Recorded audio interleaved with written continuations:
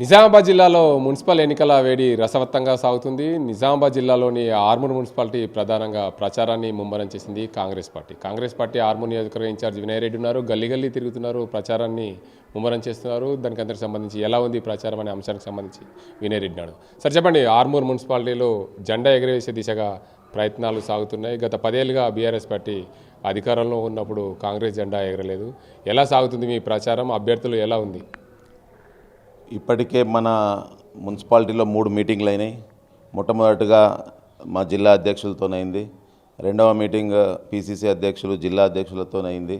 మూడవ మీటింగ్ మా ఇన్ఛార్జ్ మంత్రివర్యులు ఉత్తమ్ కుమార్ రెడ్డి గారు, పీసీసీ గారు మరియు డీసీసీ గారి ఆధ్వర్యంలో ఒక పెద్ద మీటింగ్ చేసి అభ్యర్థుల లిస్టు తీసుకొని ఫైనలైజ్ చేసి సర్వేస్ చేసి దాని విధంగా 36 టికెట్లు అనౌన్స్ చేయడం జరిగింది.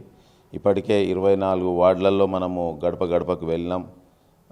చాలా వరకు వార్డులలో ఈసారి కంపల్సరీగా కాంగ్రెస్కే అవకాశం ఇస్తామని చెప్పడం జరిగింది. దాంట్లో సుమారు ప్రతి వార్డులో ఒక 150 రేషన్ కార్డులు ఇచ్చినవి ఉన్నాయి.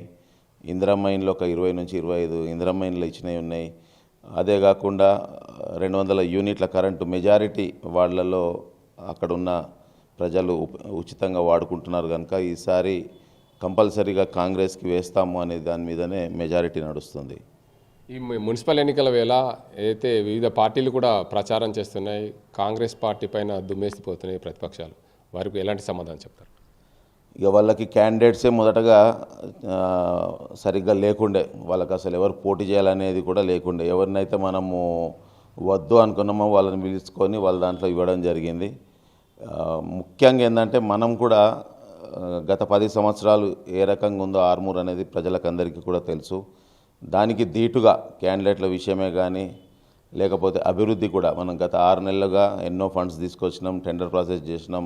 ప్రతి వార్డులో కూడా అభివృద్ధి అనేది ప్రజలకు చూపించినాం. మనం సుమారు 1.5-2 కోట్లతోని వార్డులలో రోడ్స్, డ్రైనేజెస్, బీటీ రోడ్స్ ఇవన్నీ కూడా చేయడం జరిగింది. ప్రజలు కంపల్సరీగా ఈసారి కాంగ్రెసే అనేది ప్రతి వార్డులలో ఉంది. 30 కన్నా ఎక్కువ మా దగ్గర మొత్తం 36 వార్డులు ఉన్నాయి. 36 వార్డులలో 30 కన్నా ఎక్కువ సీట్లు గెలిచే విధంగా మేము కూడా పనిచేస్తున్నాం. మాకు ప్రతిరోజు కూడా ఉత్తమ్ కుమార్ రెడ్డి గారు కానీ, మా జిల్లా అధ్యక్షులు ప్లస్ పీసీసీ అధ్యక్షులు మహేష్ అన్న గారు కానీ ప్రతిరోజు మాట్లాడుతూ ఎక్కడెక్కడ ఏ రకంగా ఉంది అనేది కూడా ఇన్ఫర్మేషన్ తీసుకోవడం జరిగింది.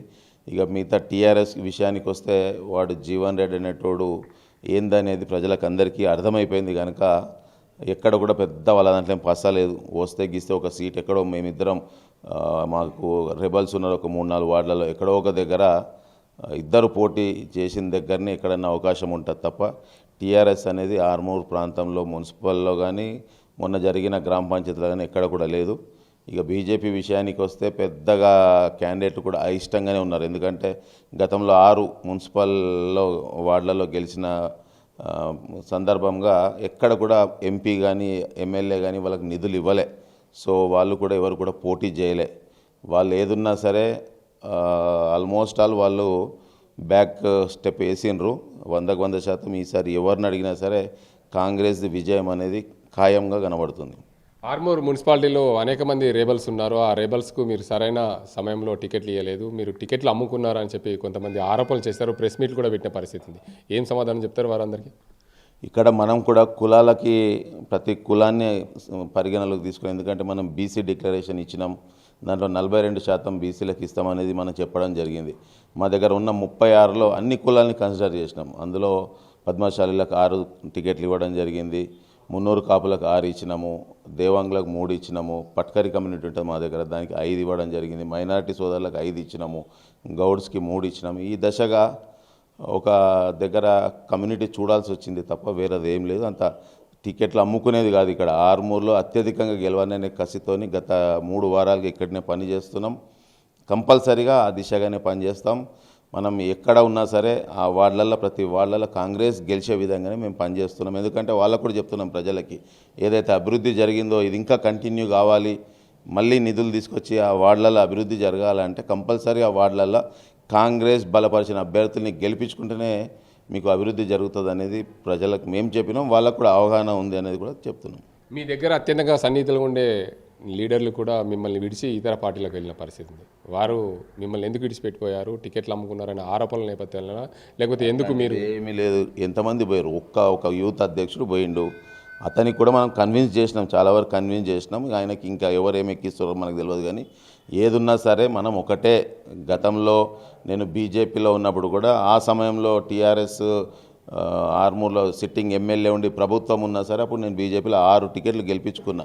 ఈరోజు ఆ పరిస్థితి, బీజేపీ సిట్టింగ్ ఎమ్మెల్యే ఉండి ఎంపీ ఉండి కూడా ఆ పరిస్థితి లేదు. మనం ఎక్కడున్నా సరే పార్టీ గెలవాలనే దాని మీదనే ఉంటాం. సర్వేలు కూడా ప్రతి దగ్గర కూడా సర్వేలు చేసినాం. దాని ఆధారితంగానే కూర్చొని డీసీసీ గారు కానీ పీసీసీ గారితో మాట్లాడి అన్నీ కూడా అకార్డింగ్ టు సర్వే ఆధారితంగా గెలిచే విధంగానే మనం టికెట్లు ఇచ్చినాం తప్ప దాంట్లో అమ్ముకోవడమో ఇంకొకటి అనేది ఉండదు. మీరు మున్సిపాలిటీలో జెండా ఎగరాలంటే ఓటర్లను ఏమని అడుగుతున్నారు? మేము గత 2 సంవత్సరాలుగా మన ప్రభుత్వం వచ్చినాక ఏవైతే మనం ఇచ్చిన పథకాలు ఉన్నాయి, 200 యూనిట్ల పథకమే కానీ, సన్న బియ్యమే కానీ, ప్రభుత్వ ఉద్యోగంలే కానీ, కొత్త రేషన్ కార్డులు, ఇందిరమ్మ ఇండ్లు అనేది ప్రధానంగా ప్రజల వద్దకు తీసుకెళ్ళాం. ప్రజలు ఒకటి అధికంగా ఏంటంటే పెన్షన్ కావాలి అనేది చాలా వరకు ప్రజలలో ఉంది. దాన్ని తప్పకుండా ప్రభుత్వం దృష్టికి తీసుకెళ్తాం.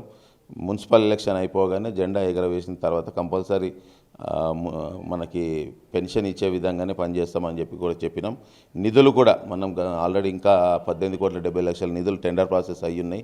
ప్రతి వార్డులలో అభివృద్ధి చేస్తాం. ఇంకా ముఖ్యమంత్రి గారిని అడిగి మెజారిటీ సీట్లు సాధించినాక ముఖ్యమంత్రిని అడిగి ఇంకా మనం అధిక నిధులు తీసుకొస్తామని కూడా చెప్పడం జరిగింది.